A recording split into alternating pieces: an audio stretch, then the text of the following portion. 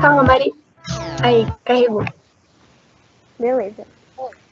Então, pessoal, bom dia. O tema do nosso trabalho são os direitos trabalhistas do Brasil atual.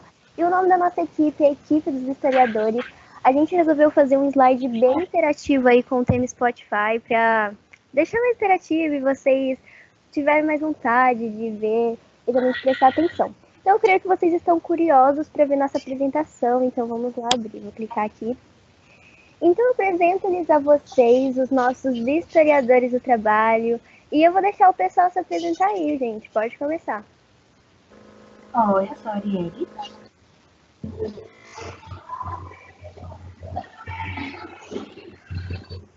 Bom dia, eu sou a Duda Lima. Bom dia, eu sou a Duda Santos. Bom dia. Bom dia, eu sou a Brenda. Bom dia. Bom dia, eu sou o Eduardo. Bom dia. Então, eu vou entrar aqui no meu perfil do Spotify, pessoal. E aqui nós temos a visão geral. Tá aparecendo alguma coisa na tela do Teams atrapalhando? Não, tá perfeito aqui. Ah, tá, beleza. Então, gente, aqui nós separamos algumas playlists do que nós vamos falar hoje. A primeira são o surgimento das leis trabalhistas no Brasil. Aqui eu vou falar com vocês, vou comentar o contexto histórico desde lá do início, para vocês entenderem bem melhor. Aqui, a Maria Lima vai falar sobre a consolidação das leis do trabalho, a famosa CLT, que nós conhecemos aí tão bem, os trabalhadores da atualidade. Aqui a Brenda vai falar sobre os contratos de trabalho. E a Arielle sobre a reforma trabalhista e vai fazer aí uma dialogação entre como era e como ficou depois da reforma. Então vou entrar aqui nessa primeira playlist para falar com vocês sobre o surgimento das leis trabalhistas no Brasil atual. Então, pessoal, quando a gente fala das conquistas sociais com relação ao trabalho no Brasil, a gente tem que lembrar que as coisas demoraram a acontecer aqui no Brasil. Primeiro porque o nosso desligamento com a escravidão só foi ocorrer lá em 1888, com a assinatura da Lei Áurea, né? E também porque a nossa industrialização demorou muito para acontecer. Enquanto países aí mundo afora já estavam bem industrializados, a nossa só foi ocorrer aí no fim do século XIX e no início do século XX. Então, para se ter uma noção do trabalho como característica que nós temos hoje, ele só foi aparecer dessa maneira lá em 1891, quando nós já estávamos na República. E se hoje nós temos esses direitos trabalhistas, foi devido a diversos fatores lá do passado. Porque, tipo assim, as leis vão se modificando ao longo do tempo. A gente pode pegar como exemplo a reforma, que depois a Arielle vai falar daqui a pouco. Então, para explicar todo o contexto das leis, eu vou voltar lá atrás para vocês entenderem bem melhor. Então, para a criação dos direitos trabalhistas, houve influências externas e internas, ou seja, externas fora do Brasil e internas aqui dentro. Então, vamos começar aqui pelas externas, que está primeiro. E a primeira que eu separei para vocês foi a questão das mudanças que ocorreram na Europa. Então, com a industrialização lá na Europa, houve a implantação da mão de obra assalariada. Aí vocês pensam, nossa, que legal era fazer isso, mão de obra assalariada, não fazer escravidão, né? Mas tinham muitas outras coisas por trás disso, como o quê? Como a exploração, alta taxa de desemprego, nossa, a taxa de desemprego era lá em cima, assédio moral e também abusos dos chefes, dos trabalhadores lá, tinha muita coisa por trás. E eles estavam numa condição péssima de trabalho, e os trabalhadores ficaram indignados com aquilo, falaram, nossa, a gente não pode ficar nessa situação, a gente tem que ter uma qualidade de vida melhor. Então eles se juntaram na busca de uma qualidade de vida melhor, de uma condição de trabalho mais favorável. Então, eles se reuniram com o objetivo de regulamentar as condições mínimas de trabalho, e foi a partir daí que vários países aderiram ao direito do trabalho e à medida de proteção ao trabalhador. Então, vamos aqui para a segunda influência. A segunda influência externa foi em 1919, foi o compromisso internacional com a Organização Internacional do Trabalho. E foi aí que o Brasil ele passou a garantir alguns direitos trabalhistas. E agora vamos aqui para as causas internas. Então, vamos começar pela primeira, que foi a força do movimento operário, que aí é formada principalmente pelos anarquistas e socialistas, os imigrantes. Então aqui a gente tem que lembrar que com o fim da escravidão, vem para o Brasil imigrantes, para repor essa mão de obra, né? Então, porque não havia pessoal para trabalhar. Mas aí a gente não pode só pensar assim que todo mundo aboliu a escravidão, que tinha sim muita gente que não tinha abolido a escravidão, mesmo com esse tratado da Lei Áurea, né? Então, esses imigrantes, principalmente o pessoal da Itália, veio trabalhar aqui no Brasil e eles foram trabalhar principalmente nas fábricas existentes, que eram lá no Rio de Janeiro, em São Paulo. Só que esses imigrantes chegaram aqui e encontraram um impasse, encontraram um empecilho no meio do caminho. Por quê? Porque não tinha nenhuma legislação trabalhista que protegesse eles. E eles estavam, assim, muito cansativos. Não tem nenhuma legislação trabalhista para proteger a gente, para trazer qualidade de vida. Então, foi a partir desse momento que começou as revoltas. Os movimentos sociais, aquelas passeatas, insurreições, as greves, as mobilizações políticas para o Brasil ter uma legislação trabalhista. Então, para citar para vocês, para falar, para comprovar que é verdade, eu vou citar aqui a Greve Geral de São Paulo em 1917, e não foi só nesse ano, também teve em 1917.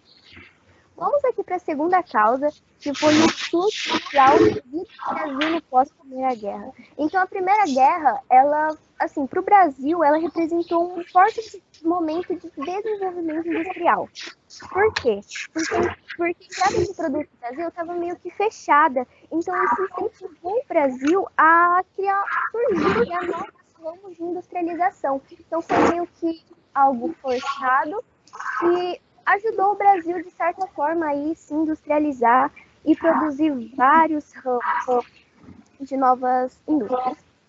Então, aí, quanto mais fábrica, né, para criar os novos ramos, mais necessidade de uma legislação trabalhista.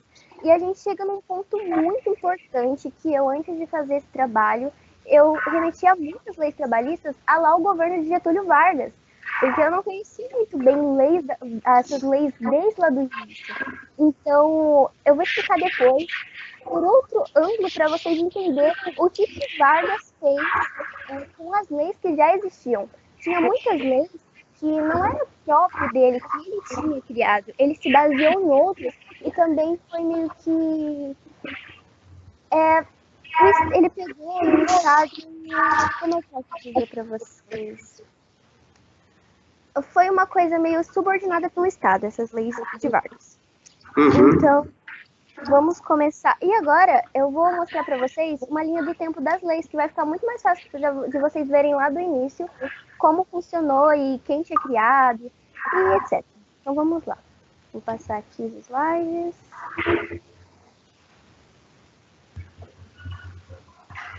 Então, vamos começar em ordem aqui pela Constituição de 1891. E ela foi uma Constituição muito importante, porque foi ela, pessoal, que definiu a existência de todo o trabalho como uma prática livre e remunerada, e dando assim a possibilidade do trabalhador se vincular ou desvincular-se por maneira própria, por vontade própria. Porque a gente sabe que um pouquinho antes aí, a escravidão era uma realidade brasileira. Então, se a gente for lá no dicionário, ou mesmo na internet, pegar a definição de escravidão, a gente pode ver que ela é uma prática onde um ser humano toma posse de outro forçadamente. Então, essa Constituição veio aí mesmo para dar vontade própria para o trabalhador decidir se ele queria trabalhar naquele emprego ou não. Não era uma coisa forçada igual a escravidão, né? E a gente sabe que a escravidão passou a ser abolida em 1891, e essa lei, 1888. E essa lei foi promulgada aqui em 1891, então um pouquinho depois. E ainda em 1891, nós tivemos o decreto 1313, que foi a proibição aqui da prática de trabalho para menores de 12 anos. Então vamos passar para o próximo aqui. 12 anos depois, lá em 1903, nós tivemos o decreto 979, que foi justamente o da Constituição Federal. E já em 1917, o deputado Maurício Lacerda, ele reuniu aí bastante esforços para a criação das leis trabalhistas, de um código de leis trabalhistas do trabalho. E foi muito importante isso, nessa época, em 1917, que já estava circulando aí na Câmara dos Deputados várias leis. Só que a mais importante, eu digo assim, foi a de Maurício Lacerda, que foi mesmo instituída, foi intitulada, colocado a plano. Então, ali em 1919, 2 anos depois, foi instituído o decreto 3.724, que é justamente a lei que estabeleceu sobre o acidente de trabalho. E ela reflete muito na atualidade. Eu já falei para vocês, e vou repetir, as leis que existem hoje só foi modificada ao longo do tempo. E vocês, olha, essa lei de acidente de trabalho foi lá de 1919, mas eu creio que ela foi passando ao longo do tempo, foi mudando, foi ajustando algumas coisas, melhorando, e é aqui a tão famosa que nós conhecemos hoje. Essa próxima, eu digo que é muito importante, a de 1923, que é a Lei de Eloy Chaves. Ela tratava mesmo sobre a estabilidade do trabalho, e ela era designada ferroviários, assim, não era todo mundo que ia ser designada, era especificadamente para os ferroviários. E eu acho isso um grande marco histórico também nas nossas entrevistas, eu e meu grupo, a gente falou com a historiadora, e é um grande marco histórico isso, porque foi a partir daí que abriu o caminho para a Previdência Social, a criação de caixas de aposentadorias e pensões, a tão famosa que a gente conhece hoje, tão importante na nossa atualidade da população, né? E lembrando, essa lei da estabilidade do trabalho, que culminou aí na Previdência Social, ela só abrangia os ferroviários, depois ela passou a abranger os marítimos, e assim sucessivamente. Aqui. Ainda em 1923, foi criado o Conselho Nacional do Trabalho, que hoje é considerado o embrião aí da Justiça do Trabalho, e é bem famosa também. Em 1925, surgiu um direito bem ampliado, que foi as férias remuneradas de 15 dias, e que é muito importante, um descanso que todo trabalhador merece aí para desestressar um pouco. E essa lei, lá em 1925, naquela época, ela era direcionada principalmente para os comerciantes, para os trabalhadores do comércio, para as indústrias e para as pessoas que trabalhavam nos bancos. Não era assim destinada para todo mundo e somente para eles. E hoje nós vemos que é um direito muito importante destinado para todo trabalhador, não é mesmo? Lá em 1927 foi promulgado o Código de Menores, contendo aí uma diversidade de leis sobre o trabalho infantil. E a gente pode perceber que o que tinha acontecido lá em 1891 influenciou demais essa nova consolidação, né? Que foi lá, estava falando sobre o trabalho para menores de 12 anos, então uma influenciou a outra. Vou passar aqui os slides. E apesar de todas essas leis que eu comentei com vocês, nenhum outro governo assim é considerado tão grande, contendo tanta criação de leis contra o governo de Vargas. Então, aí, quando Vargas assume em 1930, havia uma crise mundial. Olha isso, havia uma crise mundial. Então, para tentar amenizar isso, o Vargas nacionalizou diversas empresas e criou muitos trabalhos. Então, ele se viu em impasse. Ele estava assim, nossa, em impasse. Ele estava precisando de uma política conciliadora que atendesse tanto os direitos dos trabalhadores quanto os direitos dos empresários, quanto a necessidade deles. Ele não podia só agradar ou só direcionar uma política, uma lei para os trabalhadores e desagradasse os empresários. Então, ele fez uma política conciliadora, assim, uma balança, se assim eu posso dizer, para deixar certinho os dois lados e se preocupar tanto com as necessidades de um quanto as necessidades de outro. Então, Vargas criou uma série de medidas, uma série de leis que foi regulamentada pelo Estado, que foi subordinada, controlada e... Não, tipo, todo governo, né, tem seu lado bom e seu lado ruim. Mas o governo de Vargas, assim, de modo geral, ele foi importante nessa questão de leis. E aqui eu resolvi trazer um gráfico também para vocês sobre o crescimento anual da agricultura e indústria no Brasil na era de Vargas. Então, para vocês verem bem certinho assim, os dados, eu coloquei no gráfico. Lá em 1920, a gente pode ver aqui ó, que a agricultura era 79% e a indústria 21%. E aí já em 1940, com essa... quando ele nacionalizou as indústrias, a gente pode ver que cresceu bastante, olha isso. A agricultura passou a ficar em 57% e a indústria em 43%. Então, só para comprovar para vocês, para não ficar somente na minha fala, mas em dados concretos. Então, vamos para as leis de Vargas, pessoal.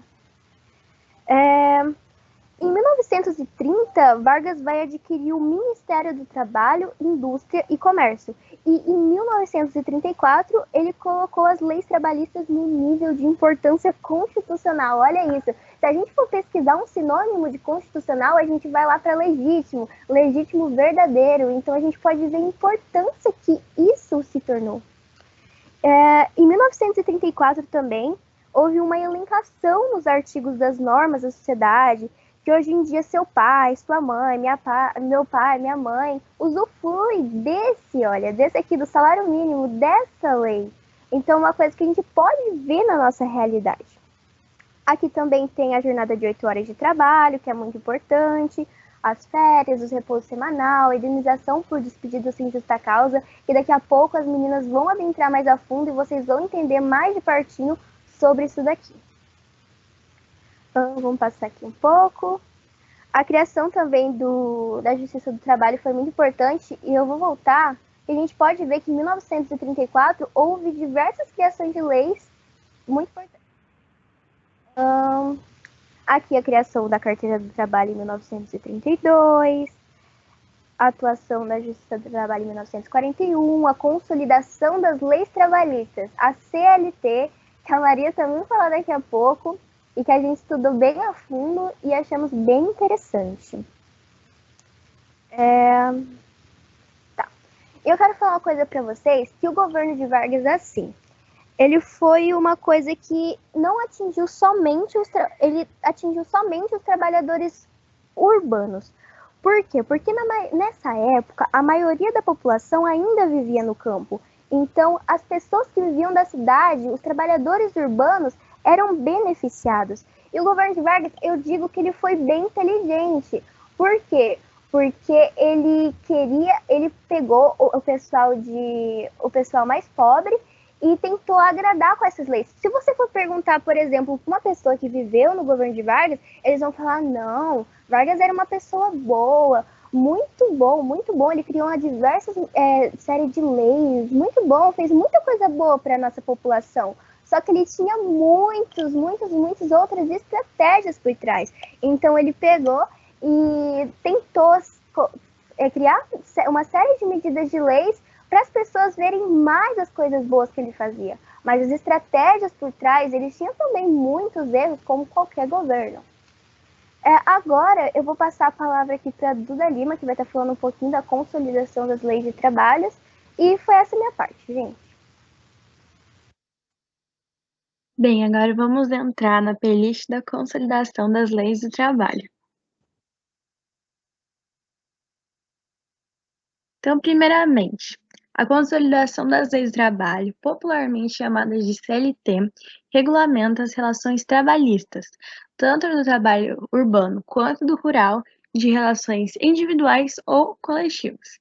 É a principal norma legislativa brasileira, referente ao direito do trabalho e ao direito processual do trabalho.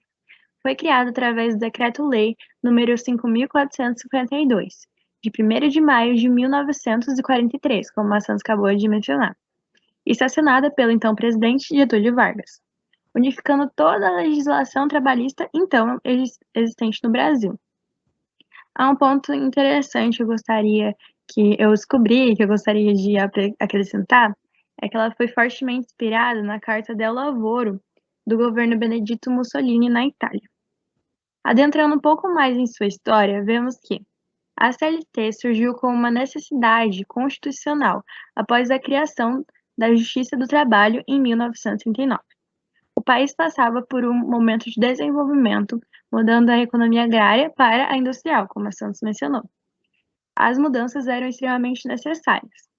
em janeiro de 1942, o presidente Getúlio Vargas e o ministro do Trabalho, Alexandre Marcondes Filho, trocaram as primeiras ideias sobre a necessidade de fazer uma consolidação das leis do trabalho.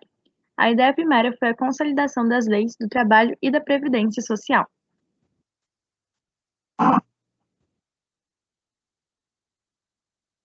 Pode passar.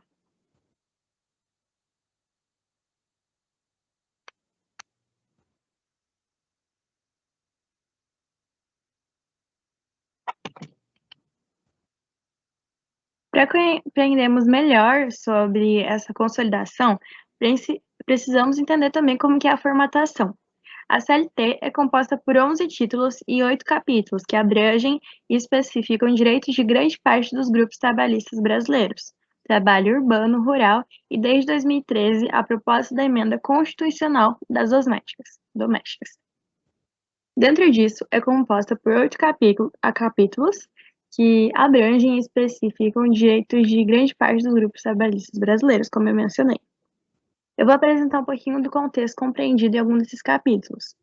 Bem, sobre a identificação profissional, compreendemos que a carteira do trabalho é obrigatória para o exercício de qualquer emprego. Nela deve ser registrado todas as informações da vida profissional daquela pessoa, pois são essas informações que permitirão ela a ter o acesso aos direitos previstos pela CLT, que são o seguro-desemprego, o FGTS e benefícios previdenciários.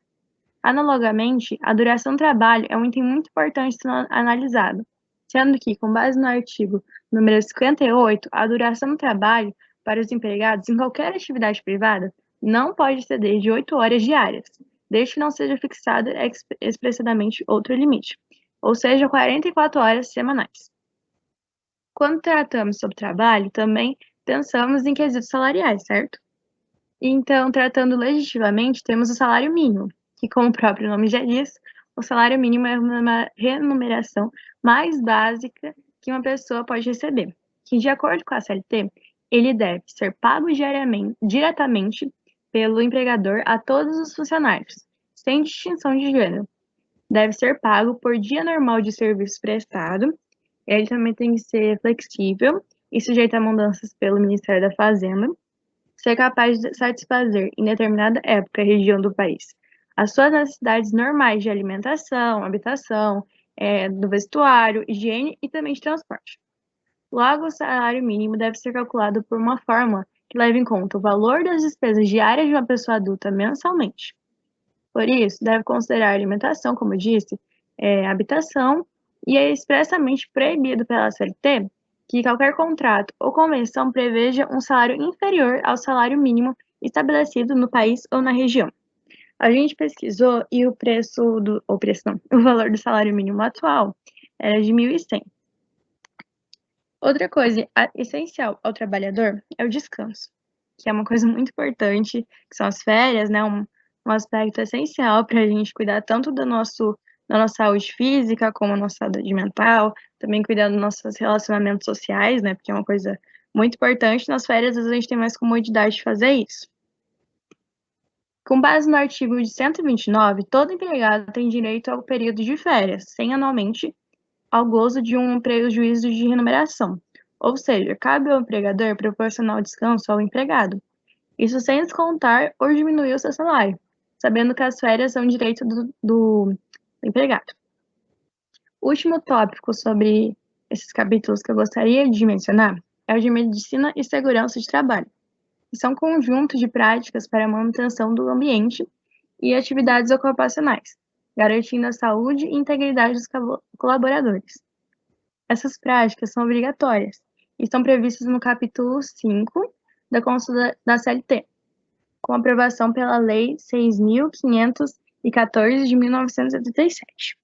Também tem outros 3 capítulos, que são sobre os recursos, aplicações da penalidade e disposições finais.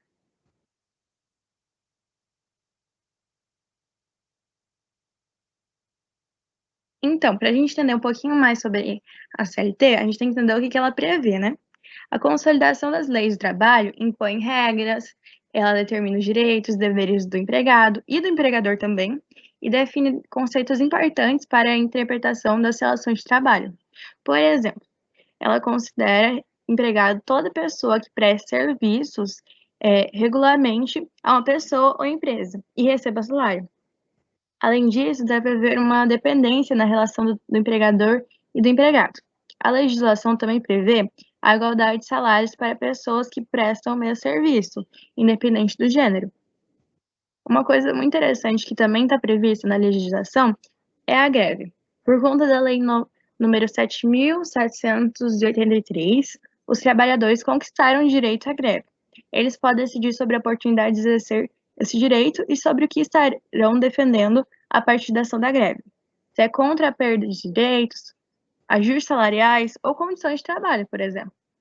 Para que seu direito à greve seja exercido corretamente, o empregado deve avisar os seus empregadores sobre a iminência da greve com no mínimo 48 horas de antecedência.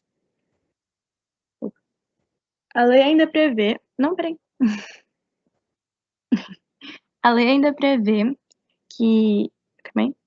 A lei ainda prevê que o sindicato da categoria será o responsável por coletar os motivos da greve, documentar e levar aos empregadores do setor todas as reivindicações. Também prevê a carteira do trabalho e o salário mínimo, como eu já mencionei.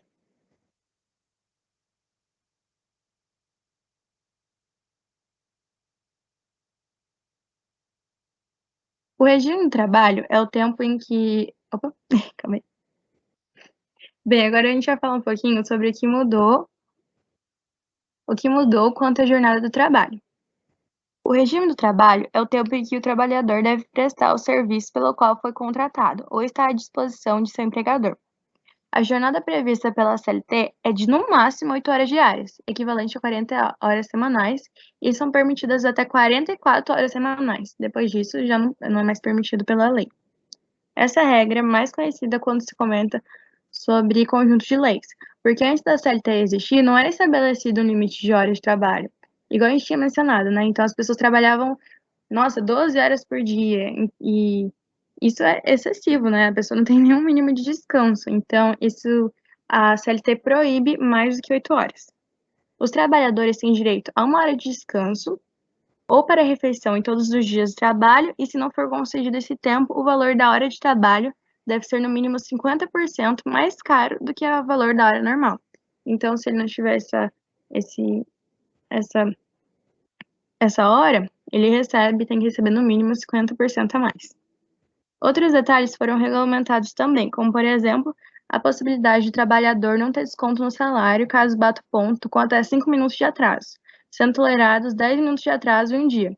Então, às vezes acontece, né, gente? Às vezes o trânsito tá muito grande, às vezes tá chegando lá e alguém para você não consegue bater o ponto, e aí às vezes você atrasa, sei lá, 2 minutos, você fica, ai meu Deus, vai perder meu dinheiro por causa disso. Não, ela prevê que você pode ter até 10 minutos de atraso em um dia.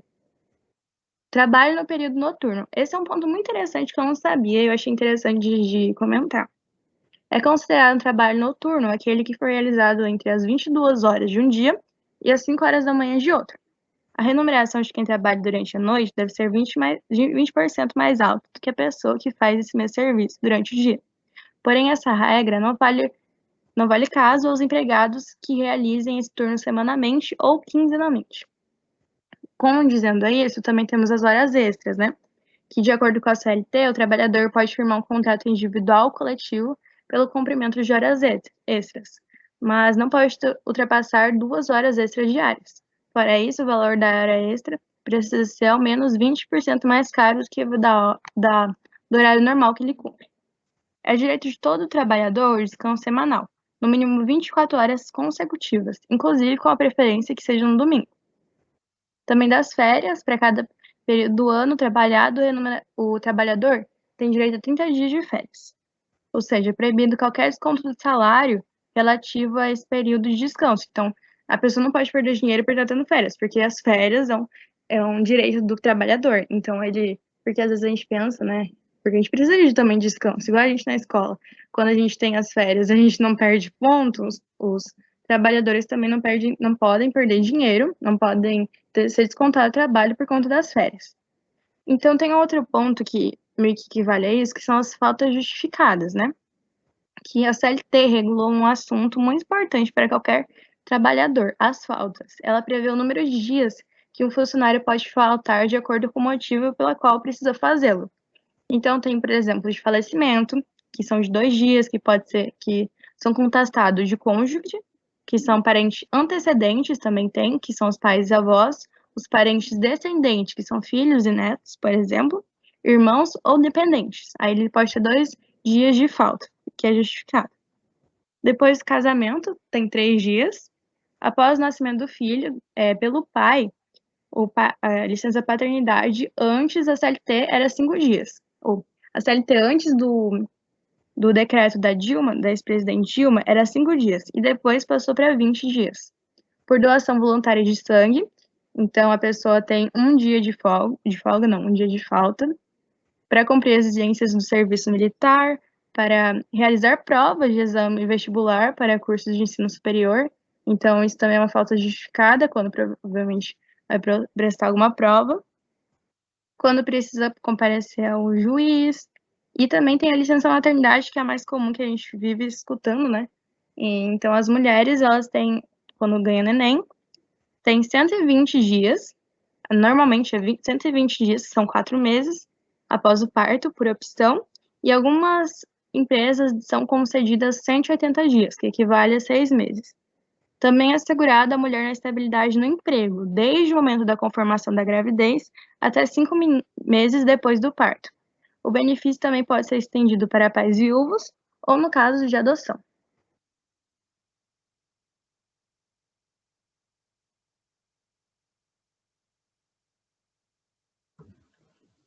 Então, gente, eu vou entrar aqui na minha playlist, vou falar sobre os contratos de trabalho. Para quem quiser fazer um contrato, já vai saber mais ou menos o que precisa e quais são os tipos de contrato e leis que deve ter no contrato. Vamos entrar na playlist. Bem, vamos começar com a seguinte pergunta, que pode ter várias pessoas que podem se perguntar, né, que deve ter, que é: o que significa o contrato de trabalho? O contrato de trabalho é um documento que vincula entre o contratante e o funcionário, que eles fazem o contrato de forma escrita ou verbal, por tempo determinado e por tempo indeterminado. Agora, vou falar sobre os tipos de contrato. Existem 3 tipos de contrato de trabalho.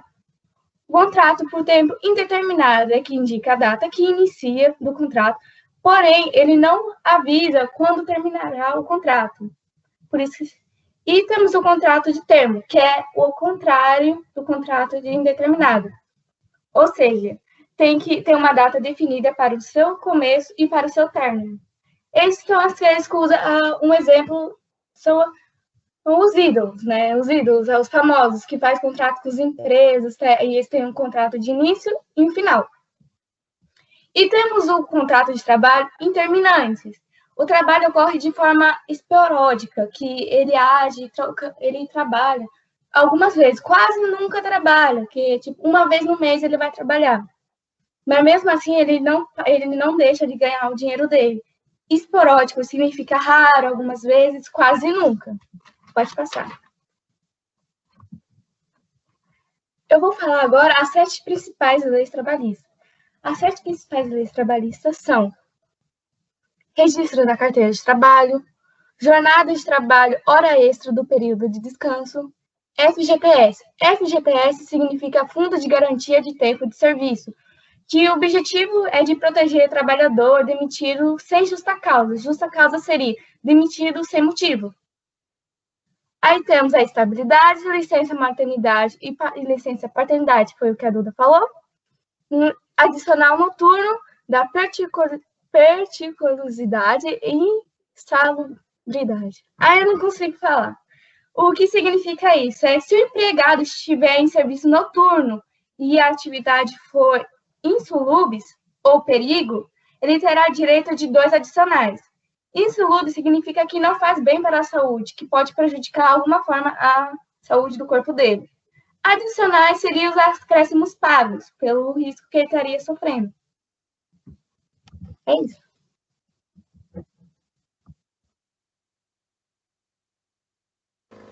Bom, agora eu vou falar um pouco da reforma trabalhista, né, que ainda deixa muitas pessoas que já estão empregadas no mundo do trabalho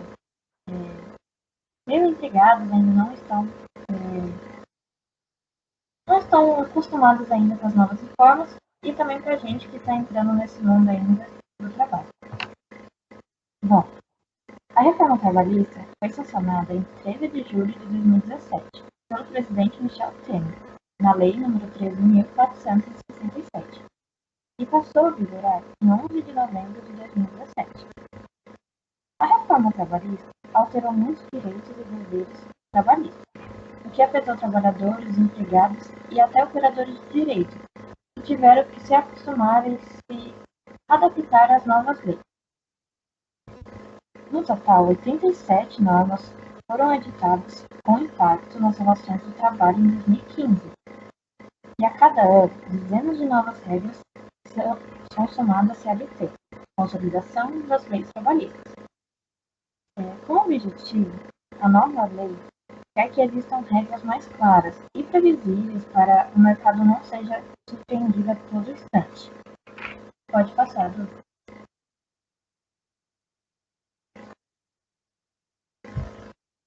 Na reforma trabalhista, é proibido reduzir seguro-desemprego, FGTS, salário mínimo, 13º e hora extra, repouso semanal remunerado, salário família, licença maternidade e paternidade, como a Lina falou, aposentadoria, férias, aviso prévio de 30 dias, liberdade sindical e direito de greve.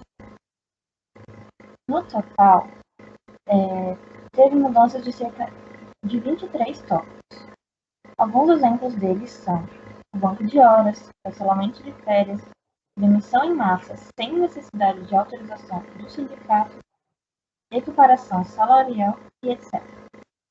Bom, alguma dessas alterações foi a jornada de trabalho, que antigamente a empresa não permitia muitas variações, de modo que uma padronização e os empregados devem se encaixar nela. Ou seja, de uma forma era totalmente ruim para os empregados que, às vezes, uma mãe de família precisava levar o filho na escola todos os dias e batia com o horário de trabalho, e se ela levasse o filho e se atrasasse, ela seria prejudicada no trabalho. Atualmente, a jornada de trabalho poderá ser negociada, permitindo a flexibilização do horário, visando a produtividade do empregado. Isso também se encaixa com uma boa comunicação entre o empregado e o patrão. As férias poderiam ser divididas em duas partes. Menores de 18 anos e maiores de 50 anos, as férias só são concedidas uma vez, o que acaba sendo totalmente desgastante. Os menores de 18 anos estão entrando nesse mundo e ainda se adaptando. Os maiores de 50 anos já estão com uma certa idade que se cansam mais rápido.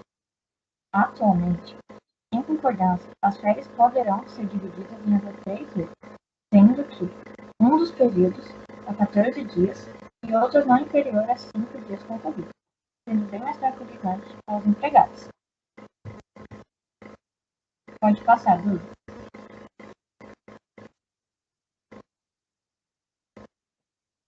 O intervalo de intrajornada deveria ter 1 hora, pois era tratado como nome de saúde, higiene e segurança do trabalho. Já atualmente, o intervalo intrajornada perde a característica de norma de saúde, higiene e segurança do trabalho.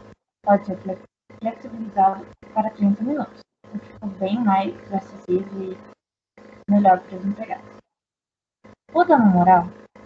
Antigamente, a Justiça do Trabalho decide livremente com base nas provas juntadas e nos pedidos feitos pelas partes qual o valor de dano moral, que era totalmente injusto. Já atualmente, o dano será proporcional no último salário do empregado, com um limite de 3 vezes o salário, o que já dá até para o empregado ter uma base de todos os danos.